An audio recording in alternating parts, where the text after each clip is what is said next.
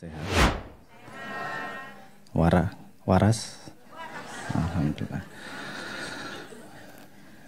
Untuk yang terhormat Bapak Bupati, nggak perlu gitu ya di sini. Ini yang menyenangkan dari forum ini adalah nggak perlu basa-basi seperti itu. Semua tahu saya menghormati kalian dan mencintai kalian semua. Yes. Tapi saya bingung kenapa harus berdiri di sini dan ngomong keluarga. Ini dilema dari tadi. Kita ngomong relationship, di ruang keluarga. Keluarga darah atau keluarga alma mater atau keluarga sekampung atau keluarga senegara atau keluarga segender atau keluarga seideologi. Nah, ini pertanyaan yang mumet. Entah mungkin saya overthinking atau memang sebenarnya kata keluarga serancu itu. Dan saya juga tidak merasa berhak di sini ngomong tentang memberi tips tentang kehidupan berkeluarga seolah-olah keluarga saya yang paling baik dan patut dicontoh. Karena faktanya saya sendiri juga sering menghela nafas terhadap keadaan keluarga saya. Seperti yang kita alami semua. Jadi saya tidak akan memberi tips tentang berkeluarga. Karena Google dan ChatGPT pasti memberi lebih banyak tips. Saya dihadapkan pada preposisi ini. Kalau boleh saya gini aja, saya akan mengundang teman-teman sekalian di forum kepala saya. Kebetulan kepala saya ada beberapa orang yang sudah hadir dan kita mau ngobrol tentang keluarga ini gimana sih. Sejak ketika tema ini disampaikan. Pertanyaan pertama begini, guys, kita disuruh ngomong tentang keluarga.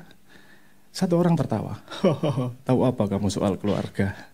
Kamu masuk jadi keluarga juga karena umur aja tuh, karena dipaksa orang tua tuh. Oh iya ya. Tapi kan kita ngalami keluarga. Keluargamu juga nggak ideal dari kecil, kamu nggak sama orang tuamu. Oh iya ya. Apa yang bisa kita sampaikan? Karena kita sudah diberi amanah nih untuk berdiri di depan dan kita harus menyampaikan sesuatu. Kasih tips and trik lah. Nggak bisa. Sudah segitu banyak tips and trik tentang bagaimana berkeluarga. Banyak dari Google, ChatGPT, tetangga sebelah, orang di jalan yang sambil makan pecel bareng. Banyak sekali tips. Kenapa ya kok banyak tips ya? Kalau urusan fisika nggak ada ya banyak tips. Sekali rumus terjadi, sudah, itu yang dipakai. Oh, mungkin kita nggak paham benar soal keluarga ini gimana. Yuk kita bedah yuk. Oke.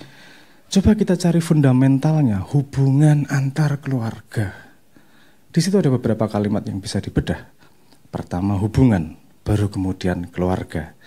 Karena keluarga adalah subset dari hubungan. Ada hubungan yang lain di luar keluarga, hubungan pertemanan. Yang kalau sudah lama banget bisa kita sebut sebagai keluarga. Ini keluargaku, yang teman sangat dekat. Oke, sekarang kita ngomong tentang hubungan. Kita bedah sedikit yuk. Ngomongnya sama penonton gimana?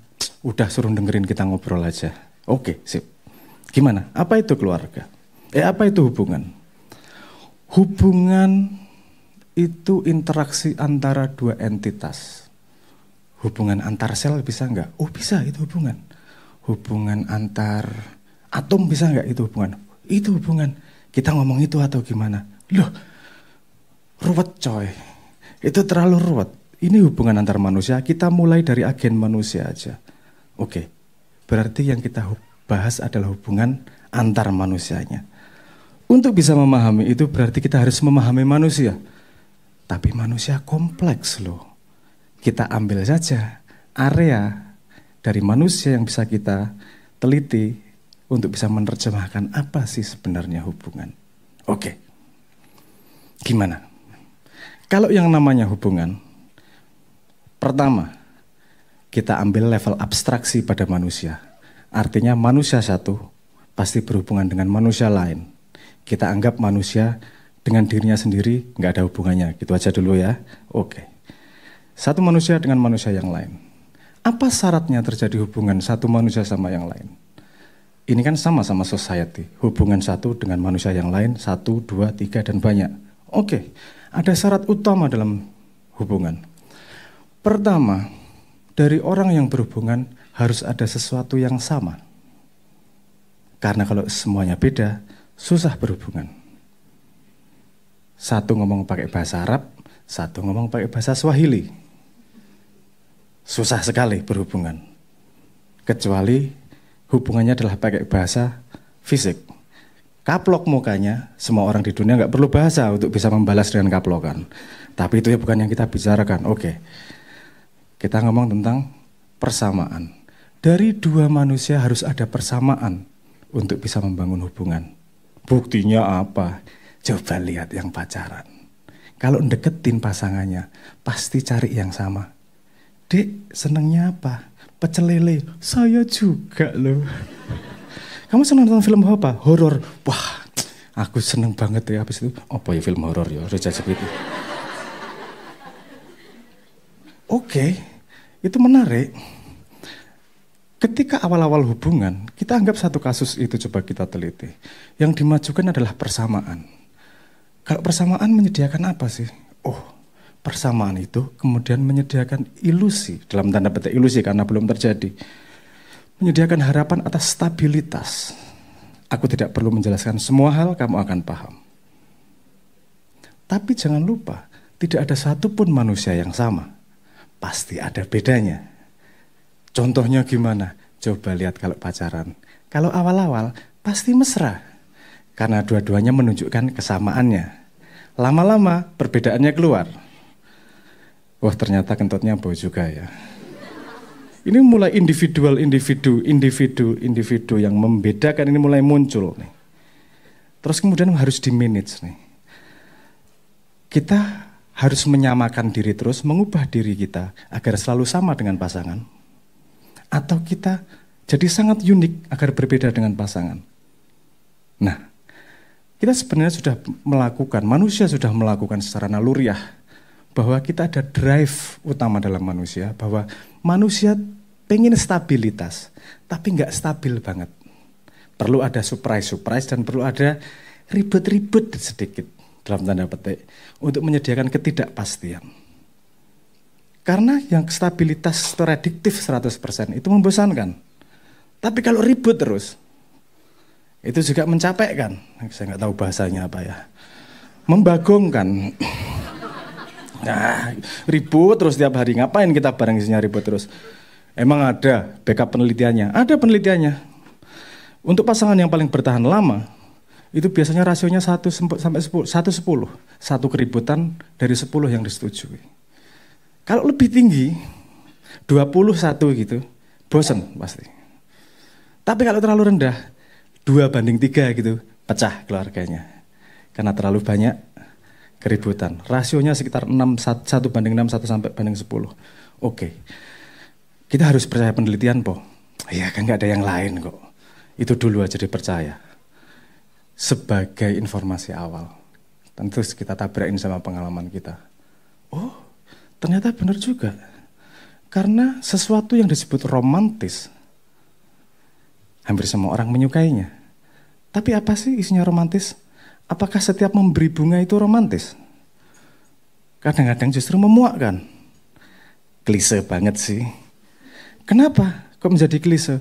Karena dia bukanlah sesuatu yang unik, tapi dia adalah sesuatu yang sama dengan society. Artinya tidak memberikan sebuah kejutan yang berbeda, unpredictability yang dibutuhkan. Nah, kita sudah sampai pada sebuah rumus dasar, bahwa hubungan manusia itu adalah dance, permainan antara stabilitas dan ketidakpastian. Kalau terlalu tidak pasti, itu menakutkan. Tapi kalau terlalu terprediksi, itu membosankan.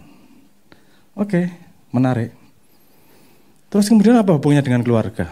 Oh, ada satu faktor lagi yang berbeda. Pada keluarga, di situ ada yang namanya masa depan yang dilalui bersama. Jadi keduanya harus bernegosiasi dalam kepastian dan ketidakpastian untuk menempuh masa depan yang akan dilalui bersama. Di situ mulai tegangannya mulai tinggi. Karena kalau kamu sama temen, nggak setuju sedikit, ya tinggal nggak masalah. Kamu di kantor, nggak suka sama lingkungan kantormu, terlalu banyak perbedaan dan tidak ada stabilitas, kamu tinggal nggak ada masalah. Pada keluarga, ada satu yang mengikat, bahwa masa depan akan dilalui bersama. Di sini potensi masalah kemudian keluar. Karena keseimbangan antara persamaan dan perbedaan itu harus ditata dengan baik. Ngomong hubungan keluarga itu agak ruwet. Karena yang mana yang mau kita potret? Ada bapak ke anak, bapak ke istri, istri ke kakek, kakek ke anak, so many. Tapi kalau kita mau ngambil rumusnya, sebenarnya rumusnya itu tadi. Bagaimana memanage kesamaan tanpa menjadi membosankan. Keributannya terjadi ketika keunikan dipaksakan kepada yang lain. Ini harus gini, sementara yang lain keunikannya yang berbeda tidak mau digasruk. Aduh, angel bahasa Indonesianya apa ya? Tidak mau dikalahkan, kayak katakanlah gitulah. Saya posisi ini harus unik, saya posisi ini harus unik. Oh, itu tabrakan tuh. Pada hal yang sama, mereka harus unik. Makanya kalau untuk yang cari istri, di sini banyak ya, banyak nggak yang cacat tuna asmara, yang masih hatinya teriris-iris kalau centang biru nggak dibalas. Antara ketidakpastian yang mengerikan tuh. Aduh, nggak dibalas karena saya salah ngomong, atau dia nggak suka sama saya, atau apa yang terjadi. Oh, imajinasinya luar biasa. Hubungan di keluarga itu adalah hubungan memanage stabilitas tanpa menjadi membosankan. Kalau Anda mau nge-track semua keributan, pasti itu stake-nya di masa depan. Orang tua pengen mengenforce uniqueness-nya kepada anaknya. Karena mimpinya tidak tercapai untuk menjadi dokter, makanya pengen memaksa anaknya untuk jadi dokter. Uniqueness-nya yang dipaksakan. Si anak ada yang tipenya tidak berdaya terus ngikut. Oke, saya sekolah jadi dokter. Kemudian sepanjang hidupnya gerundel. Ini bukan mimpi saya, ini bukan mimpi saya. Atau dipaksa jadi PNS. Ada di sini yang paksa jadi PNS. Itu mimpi boomer banget ya. Bagi mereka wajar, karena hidup pada zaman di mana low risk hidup adalah menjadi pegawai dari sebuah badan yang lebih besar. Dan dia pengen anaknya tidak mengalami pergolakan. Sehingga uniqueness pengalamannya di-enforce kepada anaknya. Si anak tidak paham, misalnya, bahwa ini mimpi ayah yang belum tercapai. Terus sehingga uniqueness-nya digeser, uniqueness-nya dia mau dihabiskan, tanpa ada pegangan pada kesamaan. Itu yang terjadi adalah tabrakan. Makanya, kalau Anda paham ini konsepnya, semua tips menjadi masuk akal. Kenapa tips begitu banyak terjadi? Karena tidak semua tips bekerja untuk semua orang. Semua orang punya unik keadaannya sendiri. Orang latar belakangnya berbeda, keluarganya berbeda, sejarahnya berbeda, keadaan ekonominya berbeda, kemampuan IQ-nya berbeda. Segala macam berbeda sehingga tips tidak selalu berlaku pada keluargamu. Sehingga segitu banyak tips. Tapi kalau kita memahami mekanisme ini, sederhana kok mekanisme dasarnya. Dua manusia itu pada hubungan apapun harus memanage mana yang sama, mana yang berbeda. Untuk di-resolve menjadi kestabilan ke masa depan tanpa menjadi membosankan. Keluarga, nggak sarwet, intinya cuma itu aja kok. Jadi kalau kamu cari pasangan, pastikan apa yang mau kamu give up dari uniqueness-mu. Apa yang kamu pegang mau jadi uniqueness-mu. Di awal diobrolin. Urusan ini non-negotiable. Urusan yang lain saya manut. Mungkin itu trik pribadi yang saya lakukan. Jadi kalau untuk urusan milih makanan, milih baju, milih hal seperti itu, saya tidak pernah sama sekali mengusulkan. Kenapa? Karena saya pengen menyerahkan kesamaan. Tapi pada area yang penting uniqueness-nya. Contohnya, gimana didik anak? Itu saya agak keras. Karena saya ambil uniqueness-nya di situ dan memberikan ruang uniqueness-nya di tempat lain kepada istri. Untung istri saya nggak di sini sehingga nggak tahu triknya. Kalau tahu ya berbahaya juga. Nah, banyak yang bisa kita bahas.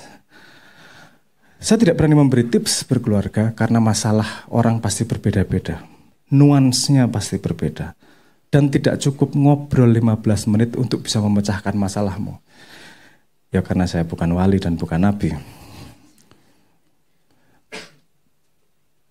Tapi yang saya harapkan di sini adalah saya berdiri di sini pada tema hubungan keluarga, tetap memberi sesuatu kepada teman-teman untuk bisa dibawa pulang. Saya tidak memberi ikan untuk Anda makan, tapi semoga saya bisa memberi kail untuk bisa Anda pakai, memecahkan masalah keluarga, tantangan, masa depan, dan seterusnya. Saya rangkum lagi terakhir, hubungan dalam keluarga. Hubungan adalah memanage persamaan dan memanage perbedaan. Keluarga memberi stake-nya lebih tinggi karena akan mengalami masa depan yang sama. Sebelum saya tutup, saya kasih contoh sedikit lainnya. Ada keluarga yang namanya kantor misalnya. Itu keributan tidak kalah sama keluarga di rumah. Kenapa? Karena masa depan kantor adalah masa depan yang bersama-sama dilalui oleh orang-orang sekantor. Betul nggak? Faktornya itu aja. Human, manusianya. Yang nggak mau bosen, tapi nggak mau kok gitu. Manusianya yang pengen excitement, tapi tidak terlalu random excitementnya. Karena kalau terlalu unpredictable dia akan stres. Tapi juga ada stake waktu yang direbutkan. Jangan lupa, setiap hubungan adalah satu langkah untuk memproyeksi masa depanmu mau kemana. Makanya perlu kita bahas lebih dalam. Tapi itu modal awal yang saya sampaikan. Semoga bermanfaat. Moga kita lanjutkan dengan Mbak Gayatri naik ke sini. Matur nuwun. Wassalamualaikum warahmatullahi wabarakatuh.